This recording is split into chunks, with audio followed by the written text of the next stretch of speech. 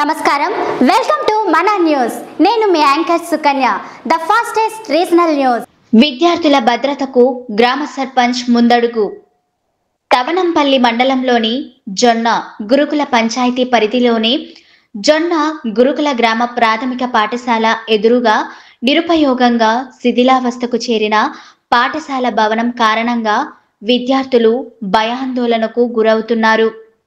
భారీ వర్షాల కారణంగా భవనం మరింత దెబ్బతినే ప్రమాదం ఉండటంతో గ్రామ సర్పంచ్ సరితా రాజశేఖర్ రెడ్డి, సెక్రటరీ రామరాజు, ప్రధానోపాధ్యాయుని వరలక్ష్మి, అలాగే మండల విద్యాశాఖ అధికారిని హేమలత వెంటనే స్పందించారు.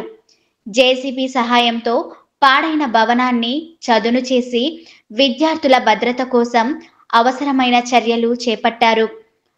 అధికారుల సత్వర స్పందనతో తల్లిదండ్రులు హర్షం వ్యక్తం చేశారు. విద్యార్థుల భవిష్యత్తు కోసం గ్రామ పెద్దల ఈ చొరవ ప్రశంసనీయమని పలువురు అభిప్రాయపడ్డారు.